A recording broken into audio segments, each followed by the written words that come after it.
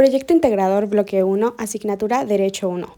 Docente, Edgar Iván Batún Argáez. Equipo conformado por Aragón Vega Julián Alejandra, Beltrán Castañeda Andrea Paola, Cruz Sotomayor Gabriel Alejandro, Escalante Infante Víctor Manuel, Güemes Coronado Ismael Fabián y Zulú de la O Andrés Mauricio. Grado y grupo tercero C. Empezamos con la explicación.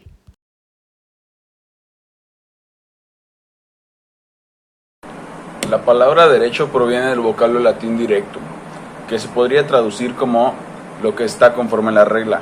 En sí, podríamos definir al derecho como el conjunto de normas que nos ayudan a vivir en una sociedad en la que todos tengamos beneficios de todas partes y vivir en paz de acuerdo a la ley establecida. Del derecho podemos sacar diferentes excepciones como el derecho natural, el derecho positivo, el derecho vigente y el no vigente. Al derecho natural lo podemos definir como los derechos que se tienen como fundamento en la condición humana, es decir, que son derechos que fueron tomados en cuenta para el bien de los humanos y cada uno lo posee por el simple hecho de existir. Un ejemplo de este es el derecho de integridad física y moral. Hablando más del derecho positivo, podemos decir que es aquel que los seres humanos aplican para establecer normas de convivencia dentro de una sociedad. Estos están asentados en la ley, decretos y sanciones. Un ejemplo de este es el derecho a un juicio imparcial. Y por último, el derecho vigente es una norma que es válida en un territorio y por tiempo determinado y cuyo cumplimiento es de carácter obligatorio. Estos se presentan de forma escrita y con un lapso de tiempo determinado. Después de este tiempo y luego de ser derogado, se convierte en derecho no vigente. Un ejemplo de este podría ser el Código Penal.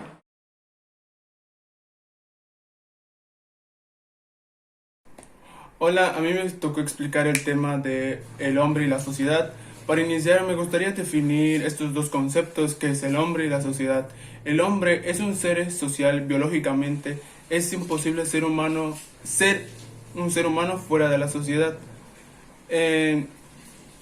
Cuando hablamos de la sociedad, podemos hablar sobre costumbres, comportamientos o relaciones que lleva el hombre con ella misma. La importancia que contrasta con la poca atención se ha presentado a la realidad de este análisis.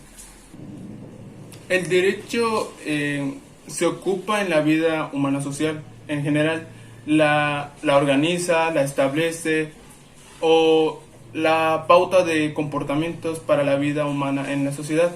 El derecho civil, el derecho comercial, esto se refiere a que por más que dos o más personas, se refiere a que van a tratar de traer beneficios a una comunidad, las ganancias o las pérdidas de que ellos sigan. La creación de la sociedad puede realizarse con una sola persona. Como podemos ver, a través de la historia, la sociedad y el hombre siempre se han relacionado desde la antigüedad, como las tribus, las civilizaciones prehispánicas, y una de las cosas más importantes, el contacto del hombre con la sociedad genera costumbres y tradiciones. Otro ejemplo de este tema, sin irnos tan lejos, sería un jefe de manzana, que es un hombre que trata de mantener la tranquilidad en la sociedad. A continuación, les explicaremos las características de las normas. Primero que todo, hay 4 tipos de normas. Primero está las normas sociales, que son impuestas por la sociedad y son las etiquetas de comportamiento en la interacción social. Las normas morales son aquellas guiadas por los valores y pueden cambiar dependiendo cuáles sean los valores de cada individuo.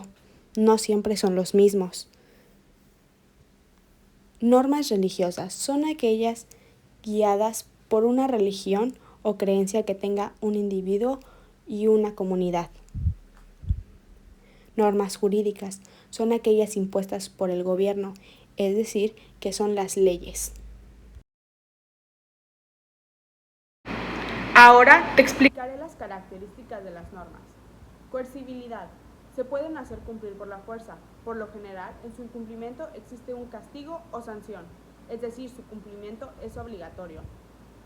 Incoercibilidad. No hay fuerzas externas que obliguen a este cumplimiento, o sea, es voluntario. Exterior. Es la manifestación externa a la sociedad. Puede que se siga para sentirse aceptado e incluido en el ambiente social, o incluso por miedo a esta. Interior. Es individual y se refleja en el ser interno de la persona. Heterónoma. Impuesta por autoridades y la sociedad, ya sea religiosa o gubernamentales. Autónomas. Son a consideración del individuo. Unilaterales. Solo dan obligaciones y no otorgan derechos. Bilaterales. Otorga derechos y obligaciones. Son beneficiosas. Ahora, ¿qué características conforman a las normas de conducta? Jurídicas. Heterónomas, pues las aplica el gobierno. Coercibles. Si no se cumplen, existen problemas legales. Bilaterales. Nos dan derechos y obligaciones. Externas. Se llevan a cabo para no dañar a la sociedad. Sociales. Heterónomas, impuestas por la sociedad a través del tiempo. Incoercibles. Si bien no son obligatorias, el no cumplirlas puede tener consecuencias en nuestra interacción social. Unilaterales. No otorgan derechos y sí obligaciones. Externas. Se ven reflejados en nuestro comportamiento y relaciones afectivas. Morales. Autónomas. Son a consideración del individuo según sus valores. Incoercibles. No son obligatorias de cumplir. Unilaterales. No otorgan derechos. Internas. Se ven reflejados en el ser del individuo para satisfacerse a sí mismo y a nadie más. Religiosas. Heterónomas. Impuestas por la religión seguida. Incoercibles. No son obligatorias como tal, pero te ayudan a sentirse aceptado en el ambiente religioso. Unilaterales. No dan derechos. Externas e internas. Dirigen la vida pública y privada de los creyentes.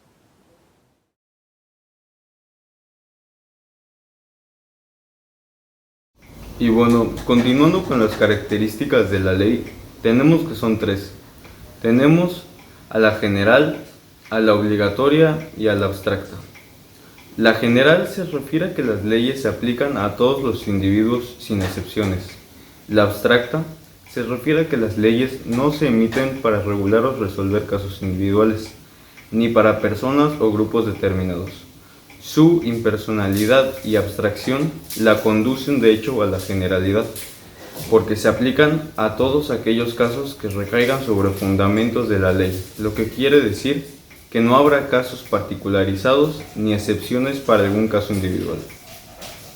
Y por último tenemos la obligatoria, que establece que deben ser respetadas y cumplidas por todos los ciudadanos que estén en el territorio en el que se rijan estas leyes, incluso cuando éstas vayan en contra de la voluntad del individuo.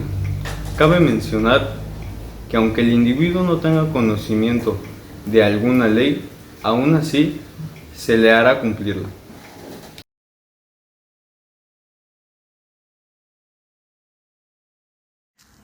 Hola, soy Víctor Escalante y yo les voy a hablar acerca de las funciones del derecho, que podemos encontrar que son 6, las cuales son la función para la regulación de conflictos. En esta función el derecho actúa como su nombre indica,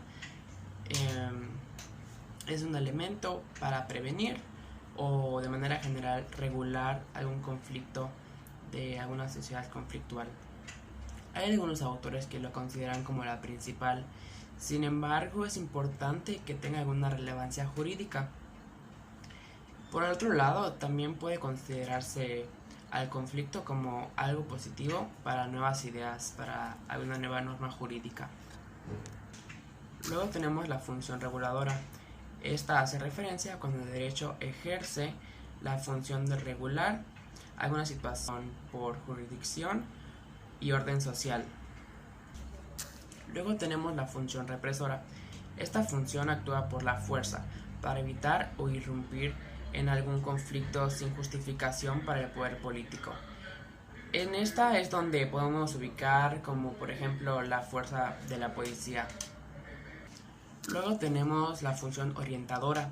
En esta el derecho actúa para dirigir, orientar o asesorar respecto a lo que debemos hacer y no hacer. Puede a su vez informarte sobre tus derechos y cómo hacerlos valer. También se le denomina esta función como promocional del derecho. Después podemos encontrar la función de integración y control social.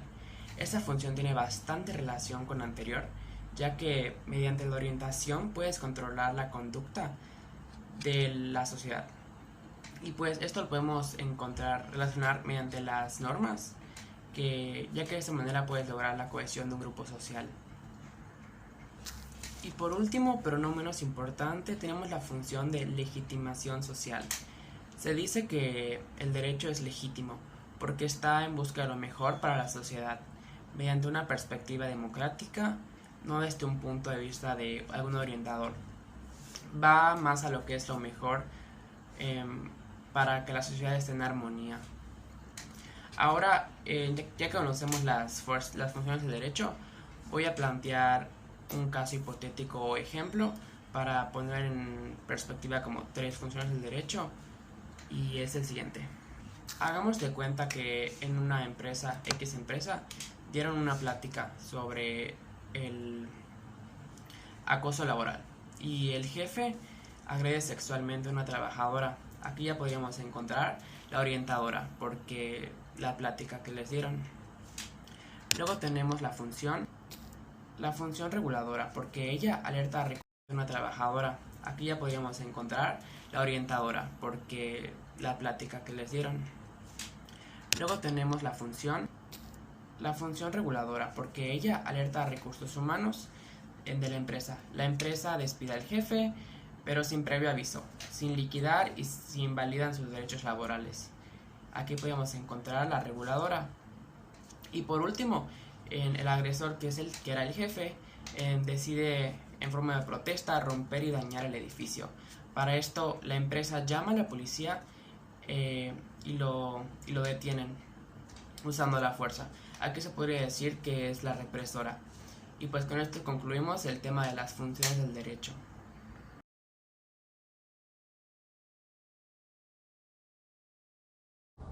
Hola, yo soy Julián Aragón y les voy a hablar sobre las fuentes del derecho. La fuente del derecho es donde se origina y donde se produce la manera para regir y moderar la conducta humana. Para esto, la clasificación de las fuentes del derecho es la siguiente: fuentes reales o materiales. Se denomina así aquellos acontecimientos, causas, factores, fenómenos, circunstancias, elementos, entre otras situaciones que determinan el contenido del derecho positivo o de las normas jurídicas. Estas se dan por diversas situaciones o razones, como son lo económico, lo bélico, lo político, lo social, lo moral, lo religioso, lo cultural, etc. El factor común de todos ellos es que sirven de base para que los legisladores formulen, modifiquen o eliminen leyes con el fin de adecuarlas al contexto en el que aparecieron, según los elementos anteriores. Luego están las fuentes históricas. En términos generales, es el derecho positivo que ya no es vigente. En otras palabras, es el derecho del pasado que, aunque ya no esté del todo vigente y sea totalmente como lo escribieron nuestros antepasados, sí es de ayuda para entender el presente y pues más que nada, fueron las bases para lo que conocemos hoy en día. Las fuentes históricas están integradas por todos aquellos documentos de contenido jurídico. Normalmente, cuando mencionan fuentes históricas, se suelen dar ejemplos de fuentes de hace muchos años, incluso de otras épocas, tales como las tablas, las inscripciones, códigos, pergaminos, diarios oficiales, libros, etc. Sin embargo, hay ejemplos menos antiguos de los que se podrían demostrar que ya cuenta como una fuente histórica, como lo es el Reglamento de Tránsito del Estado de Yucatán de 1980, que fue sustituido por la Ley de Tránsito del 11 de febrero del 2013. Y por último están las fuentes formales. Las fuentes formales son los procesos para la creación de las leyes, normas jurídicas, ordenamientos, entre otros. De las 3 fuentes del derecho, esta clasificación es de las más importantes, pues esta es la que se usa cada vez que un legislador tenga que crear nuevas normas jurídicas. Y es que para existir la fuente formal se necesita de las otras 2 clasificaciones ya antes mencionadas, las fuentes reales y las históricas. El primero, como se ha visto, sirve para comprender situaciones, problemas, hechos o asuntos para regular la conducta, mientras que el segundo le ayuda a encontrar y comprender normas que le servirán de precedente. que por alguna razón ya no se corrige de la mejor manera, por lo que se necesita una tercera clasificación, que es la denominada fuente formal.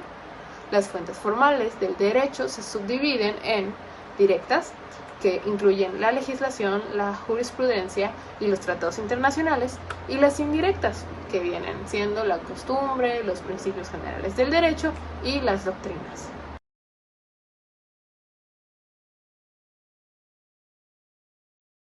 Y bueno, para terminar, me gustaría reafirmar un poco la importancia que tiene el derecho en nuestra vida, ya que desde mi punto de vista es uno de los pilares principales de la sociedad y su organización, pues este se encarga de mantener una sociedad en control mediante el uso de leyes y normas, las cuales de cierta manera pues crean un miedo en los individuos a ser juzgados por sus acciones. Lo que pues en cierto modo mantiene un equilibrio en nuestra sociedad y en nuestras vidas en general. También cabe mencionar que pues el derecho es bastante complejo, ya que se conforma de múltiples características que tienen relación unas entre sí, con el objetivo de que la promulgación de leyes sea una tarea pues bien pensada y efectuada, y que de esta manera tengan la mejor estructura posible, trayendo consigo derechos y obligaciones que nos beneficien a todos. Entonces, con esto podríamos concluir ya con su totalidad que el derecho resulta en un grupo de personas selectas que tienen como objetivo el utilizar el derecho como herramienta para llevar a nuestra sociedad a la evolución continua. Muchas gracias.